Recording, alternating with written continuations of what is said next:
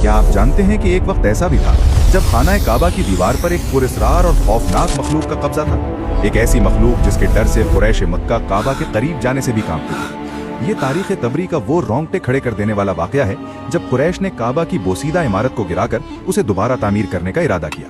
लेकिन काबा के अंदर मौजूद एक खुश्क कुएं में, जहां लोग सदियों से अपने नजराने डालते थे, एक बेहद खौफनाक और जहरीले सांप ने डेरा डाल रखा था। ये सांप रोजाना बाहर निकलता और काबा की दीवार पर आकर बैठ जाता। जब वो अपना फन फैलाता तो बड़े बड़े बहादुर सरदारों की हिम्मत जवाब दे जाती। किसी की मजाल न थी कि वो काबा की एक ईंट को भी हाथ लगा सके। तामीर तो दूर की बात, लोग खौफ के मारे करीब नहीं जाते थे। फिर एक दिन कुदरत का एक अजीब और गरीब करिश्मा जाहिर हुआ। सांप हस्बे मामूल दीवार पर बैठा था कि अचानक आसमान को चीरता हुआ एक अजीमुल जुस्सा परिंदा नमूदार हुआ।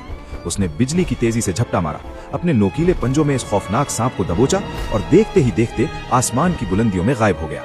कुरैश ये मंजर देखकर हैरान रह गए और समझ गए कि अब अल्लाह की तरफ से काबा की तामीर की इजाजत मिल चुकी है। लेकिन एक नया और शदीद खौफ अभी बाकी था। काबा को ढाने के लिए पहला वार कौन करे? सबको डर था कि जिसने भी काबा पर जर्ब लगाई उस पर आसमानी अजाब आ जाएगा। खामोशी और दहशत के इस आलम में वलीद बिन मुगीरा आगे बढ़ा। उसने कुदाल उठाई और कहा, ए अल्लाह, हमारा इरादा सिर्फ भलाई का है, और काबा की दीवार पर पहला वार कर दिया। पूरी रात मक्का के लोग खौफ से जागते रहे कि कहीं सुबह तक वलीद पर कोई अजाब नाजिल ना हो जाए। जब सुबह हुई और वलीद बिल्कुल सलामत रहा, तब जाकर बाकी लोगों ने सुकून का सांस लिया और काबा की तामीर का काम शुरू हो सका। क्या आपने कुदरत का यह हैरत अंगेज और पुरस्रार वाकया पहले कभी सुना था? कमेंट्स में सुभान अल्लाह जरूर लिखें और बताएं कि क्या आप तारीख के ऐसे मजीद गुमशुदा और पुरस्रार वाकयात सुनना चाहते हैं।